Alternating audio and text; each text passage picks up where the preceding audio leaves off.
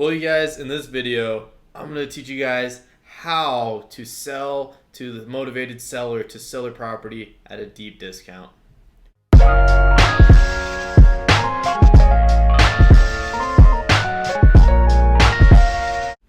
Hey, what is going on, everyone? Devin up here with another video, providing massive value and fire content like always. And so, in today's video, I'm going to be talking with you guys, like I said in the beginning, how to sell the seller to sell their property at a discount. Sounds crazy, right? And let me be honest with you guys, it's actually impossible. This isn't clickbait though. I'm not going to say it's impossible to convince the seller to sell it at a discount. It's a matter of how you go about the process and basically making them tell you the number. So it's kind of like a psychological way of making them sell it to you at a discount. You're basically just getting their rock bottom price out of them.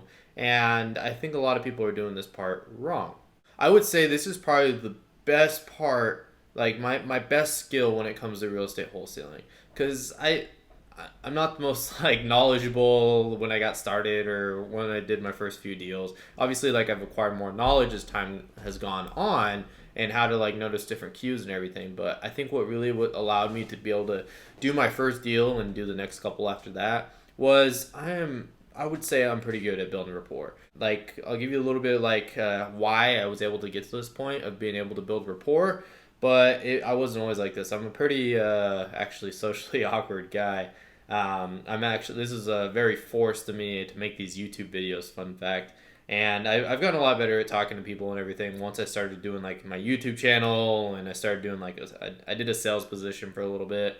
And once I started to talk to more and more people, then I got more comfortable with expressing whatever is on my thoughts to others and providing value that way. And like I said, I wasn't always good at this. It took a long time to be able to get to this point. And so what really happened was I started doing this sales job where I was selling products inside of people's homes.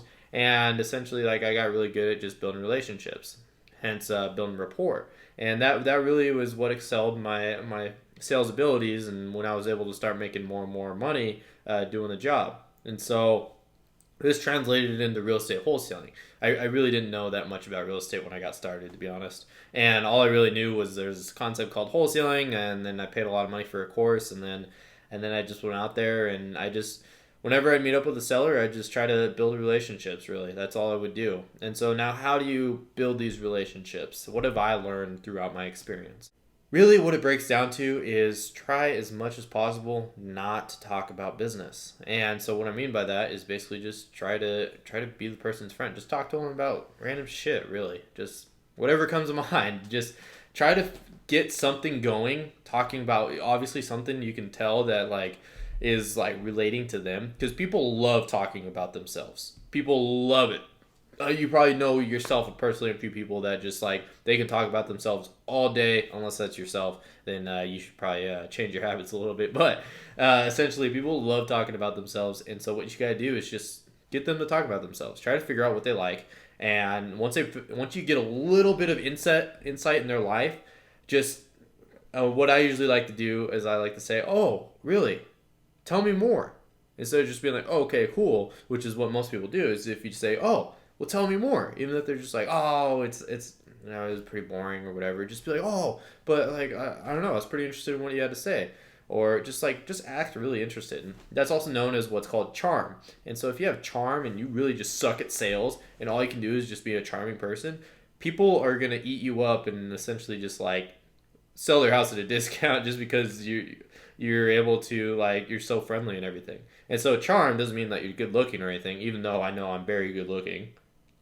Essentially what charm is just acting very interested. You don't have to be acting, just being very interested in what they have to say. Just be really intrigued by this person's life and entertained by it, and they will love you. Essentially, you're giving them all this attention, and you're actually talking to this person, which a lot of people they don't have that many people in their life that just ask about their life and want to genuinely want to know more about this person's life. So if you act so interested about a person's life, this really skips a lot of the awkwardness and whatnot. It skips the small talk and gets into the actually building a relationship. And so the faster that you can build a relationship, the less time you have to actually spend on this deal and make money.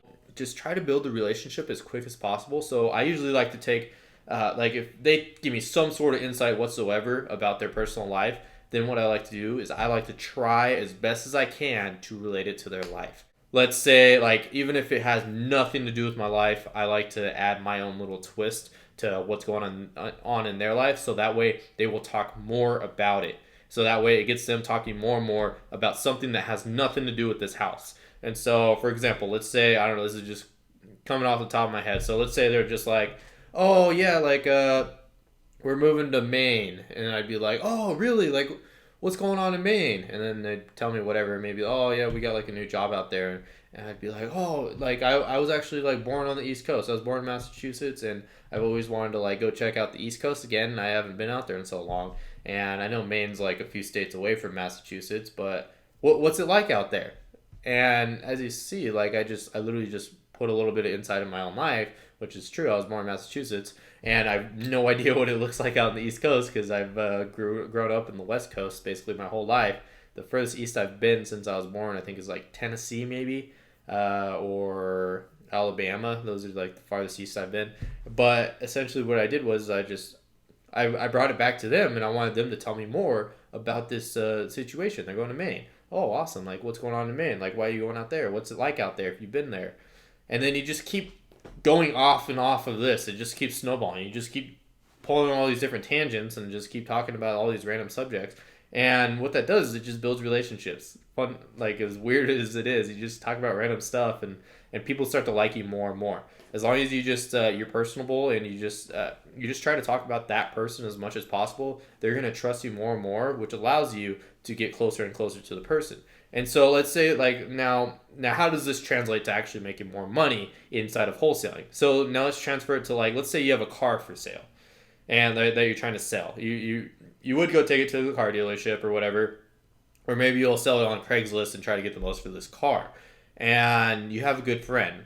Let's say the car's worth $10,000, like you're trying to sell for $10,000, and a friend comes up to you and be like, hey, I love your car. I'll take care of the car and everything. How much will you sell it to me for? And chances are, since they're your friend, you're going to sell it to them for a lot cheaper than what you would normally sell it for. Not always, but a great majority of the time, for most people, they would sell it at a cheaper price than what they would sell somebody else.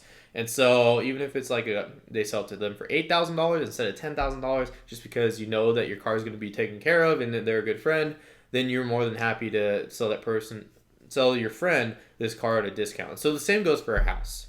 And essentially what we're trying to do is we're trying to become that person's friend.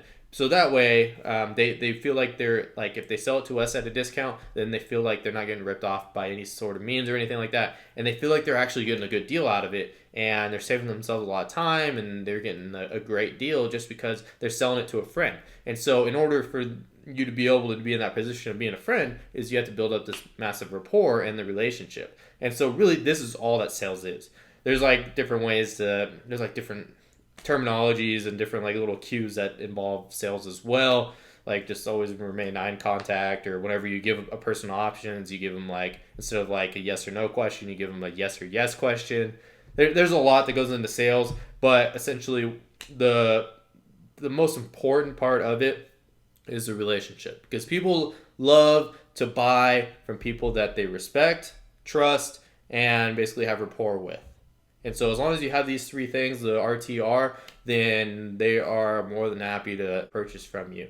And so people love to buy, but they hate to be sold. So you want to make it seem as well like you're not trying to sell them anything, especially because you're the one that's pretending like you have the cash in your pocket. So you want them selling to you. You don't need to be chasing them. Because if you start chasing after them, then they're going to be like a random dog. If you chase after a dog, the dog's going to run away. But if you run away from the dog, you run away from the seller, just be like, I don't need to buy this property. I'll just sit on my cash or whatever. I would love to buy it, but you're just way too high. Then the dog's going to chase after you. And so you just have to really understand that you are in the power position because you are the one with the cash, even if you don't actually have the cash, essentially. So just really understand these few concepts, and you are going to get a crazy amount of deals under contract as long as you just keep practicing it. And it's very awkward at first, I will be honest, especially if you're not used to sales or anything like that, or talking to people. It's kind of awkward, but the only way to get better is to fight through the awkwardness and just try a couple times. Who cares if you fail and fall straight on your face? What really matters is that you're going out there and trying. Because if you're trying, then first of all, you're getting a lot further than everybody else. And if you keep trying just a few times, you're going to actually get somewhat decent at it. And then you get to the point where you're just like mediocre. And then maybe you get to the point where you're good. So it's basically just like my YouTube videos. I was pretty awful at the beginning, and now I'm like, okay. That is really all for this video. So make sure that you build up relationships with everybody and anybody that you meet, and just go out there and just have fun. Act like you have all this cash in your pocket, and you have the fighting grounds. Basically, it's your money, not theirs. And unless they want to sell the property at whatever price that you want to buy it at, or under your terms. So at the end of the day, that is it. That is all, everybody. So anyways, if you guys want to see more videos like this, make sure you join the fam, join the game by hitting the nice looking subscribe button down below. Also, a little notification bell pops up right next to it, and if you click that button, we're gonna send you a baby panda in the mail. And so this baby panda, it usually takes between 12 and 13 weeks from it to ship out of our warehouse into your home and everything. So the panda may be dead a little bit when it gets to your house, but we're still sending it out nonetheless. So make sure you hit that notification bell so you can get your free baby panda. But anyways, if you guys like today's video, please drop a like. And like always, I will be uploading every day. And so I will see you all tomorrow. Peace.